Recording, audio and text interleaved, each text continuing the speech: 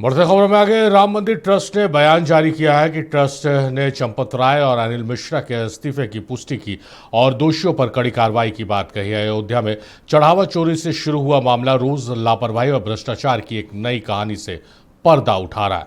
पहले चढ़ावा की गिनती करने वालों के नाम सामने आए, फिर राम मंदिर ट्रस्ट के आला अधिकारियों की लापरवाही की बातें कही गई, फिर बैंक अधिकारियों से लेकर पुलिस के वायरलेस डिपार्टमेंट के अधिकारी तक एसआईटी के जांच के घेरे में आ गए हैं। अब बीजेपी इन खुलासों से अगले साल होने वाले असेंबली चुनाव में नुकसान की सोचकर चिंतित है।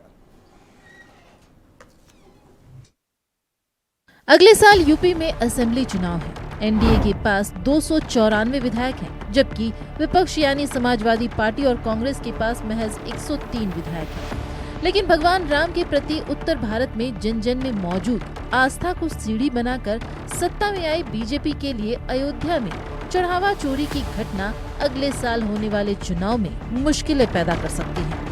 पहले राजीव शुक्ला को सुनिए, जो पूछ रहे हैं कि जिन्होंने राम को लूटा है उनकी क्या सजा है। पिछले चुनाव में नारा था कि जो राम को लाए हैं उन्हें आप सत्ता में लाइए। तो अब जिन्होंने राम को लूटा है उनकी क्या सजा है? उनकी जिम्मेदारी भी तो तय होनी चाहिए कि सिर्फ 8 कर्मचारियों पे डाल के, छोटे मोटे लोगों पे डाल के आप जो है इससे बच के निकलना चाहते हैं। तो ये तो अजीबोगरीब मामला, ऐसा तो सुना ही नहीं था। तो ये जो है, ये अब मेरे हिसाब से राजनीतिक मुद्दा नहीं, एक बहुत बड़ा धार्मिक मुद्दा है जिसपे हर एक की चिंता है और उसकी जिम्मेदारी से कोई बच के निकल सकता नहीं है।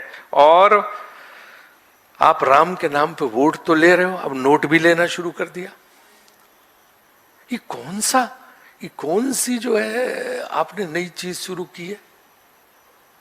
लोगों के विश्वास से धोखा, लोगों की आस्था से धोखा, लोगों की भक्ति से धोखा। भगवान राम से जो लोगों की अगाध आस्था है उस पे ये चोट है।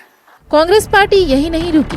पार्टी सोशल मीडिया पर साधुओं के बयान पोस्ट कर रही है कि राम मंदिर में चोरी की घटना से साधुओं में बहुत रोष है। पूरे समाज में, पूरे साधु समाज में, पूरी अयोध्या में इस प्रकरण को लेकर के साधुओं में बहुत रोष भी है और बहुत निराशा भी है, क्योंकि जो चोरी किए हैं वही जांच भी करवा रहे हैं। नौकर का क्या औकात है कि अरबों रुपया घोट के बैठ जाना। अभी तो एक एक परत जो है खाली उधर रही है इन लोगों की, क्योंकि चांदी का ईंट, सोने का ईंट, काक भुसुंडी, हार और जो निर्माण प्रक्रिया हुई है, पूरे श्री राम जन्मभूमि की बिल्डिंग बनी है, उसमें 40% इन लोगों ने खाया है, जो है तमाम लोग बता रहे हैं, ऐसा हम लोगों के सुनने में आ रहा है।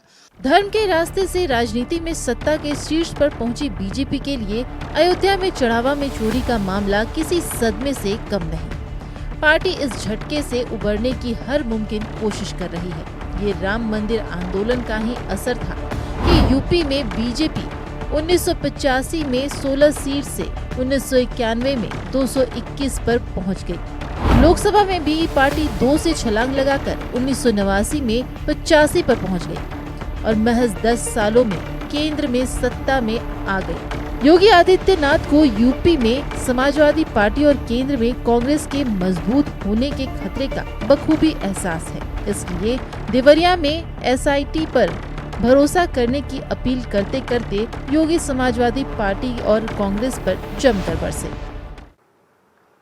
यानी भगवान राम का नाम लेने पर जो लोग गोली चलाते थे, आज वे कहते हैं कि आस्था के साथ खिलवाड़ हुआ। अरे आस्था, तुम बताओगे हमें आस्था? रामनवमी पे दंगा करवाते थे, श्री कृष्ण जन्मोत्सव को बैन करते थे, कावड़ यात्रा को नहीं निकलने देते थे, दुर्गा पूजा में दंगा करवाते थे। लार का दंगा तो सबको याद है ही। बहन और भाइयों, ये लोग कहते हैं आस्था के साथ खिलवाड़ हुआ। इनके काले कारनामों का चिट्ठा जब खुलता है, याद करिए कांग्रेस ने देश को लूटा ही नहीं था, नोचा था। बेईमानी और भ्रष्टाचार के कीर्तिमान स्थापित किए थे। बेईमानी और भ्रष्टाचार के जो कीर्तिमान स्थापित किए थे, वे आज अयोध्या पे आक्षेप लगा रहे हैं। चढ़ावा चोरी को लेकर विवाद की शुरुआत 7 जून को हुई थी, जब अखिलेश यादव ने राम मंदिर चढ़ावे में कथित अनियमितताओं का मुद्दा उठाया था। इसके बाद ट्रस्ट के अनुरोध पर 13 जून को एसआईटी का गठन किया गया। एसआईटी ने 23 जून को अपनी प्रारंभिक रिपोर्ट सरकार को सौंपी। 25 जून की रात इस मामले में एफआईआर दर्ज हुई और 26 जून को अयोध्या पुलिस ने 8 नामजद आरोपियों की गिरफ्तारी की। अब सवाल उठ रहे हैं कि क्या मगरमच्छों को बचाने के लिए मछलियों को पकड़ा गया है? नक्षत्र न्यूज के लिए लखनऊ से अजय सिंह की रिपोर्ट।